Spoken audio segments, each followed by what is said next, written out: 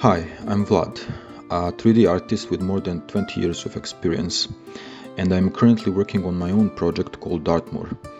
I imagined it as a first-person open-world RPG where actions have consequences.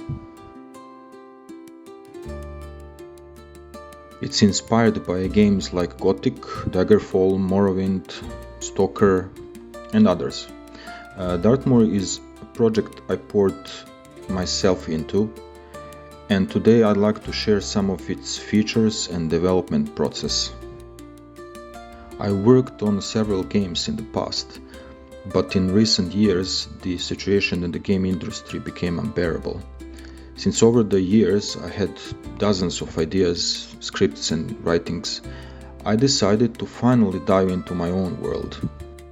Aside from development, I'm also a lifelong gamer, so the urge to build a game just to play it kept growing. I had a few personal Unreal and Unity projects over the years that I have built for myself, but none of them got off the ground, most because I could never find a programmer to partner with. That was really frustrating for me, even depressing at times.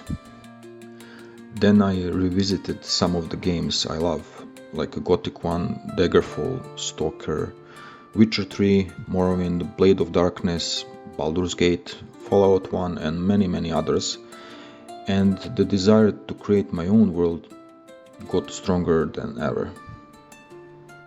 About a year and a half ago I started creating 3D assets and characters. I wrote a ton of ideas and overall game story. Then I started implementing it in Unreal, building my own little 3D world. And once I could walk around in it, the feeling was great.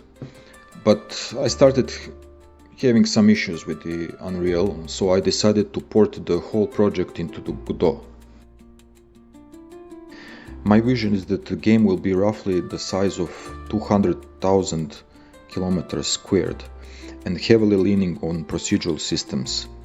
There will be some handcrafted and hand-shaped areas, of course, but because of the sheer size of it, around 95% of the area will be automated. There will be no voiceovers, rather the player will interact with citizens of the world through chat, much like in modern AI systems. All these interactions will be limited within the boundaries of world's lore, of course. The game will not go down the route of XP leveling, but instead focus on building your character through the usage of skills. In essence, the more you play in a certain way, the better your character becomes at it. You'll truly be role-playing. You'll be able to play as any kind of character. You want to be a medieval mobster? No problem. You could engage in loan sharking, smuggling routes, extortion of merchants, bribing town guards or mage guilds officials, blackmailing noble families, things like that. But that doesn't mean you'll be good at all of the skills. For example, if you want a fighter type of playthrough, your actions will build those kinds of skills. But others, like those tied to magic, will suffer. However, that doesn't mean you couldn't make a U-turn later and try to build those skills too. It will be just significantly harder than if you had started that path from the beginning. You could also do a playthrough as a non-combative character, like for example archaeologist.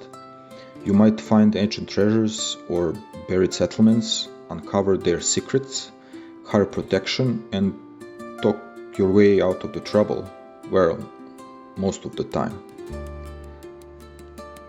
As the first stage of this big project, I've decided to create a demo as a solo developer and publish it through Steam. The demo will have very trimmed and simplified gameplay compared to the full game, but it should give a small glimpse of its aim and potential and hopefully tickle the imagination. The demo will be released in two stages. Demo 1 will include almost all core mechanics, basic game design, lore, and it will feature one type of enemy divided into 4 tiers.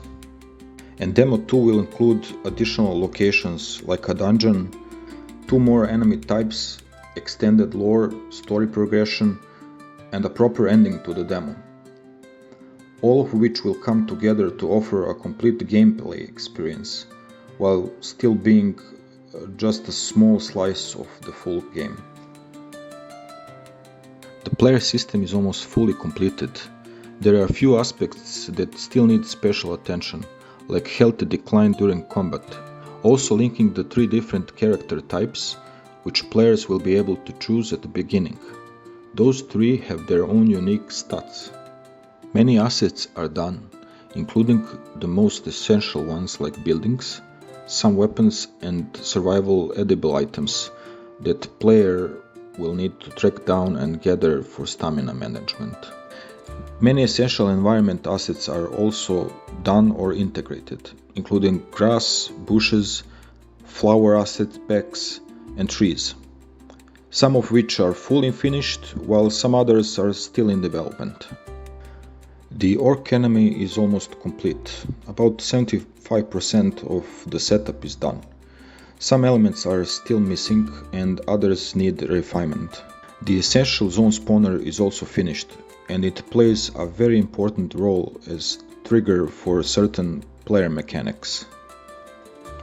The terrain is fully realized and set up, with some minor tweaks remaining concerning the level design itself.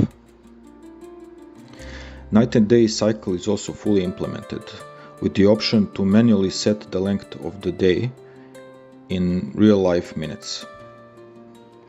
While some of the prop assets are ready, there are still many more to either build from scratch or track down as high-quality asset packs. Some, like the more detailed environment assets including carts and other specialized models, are gathered or made.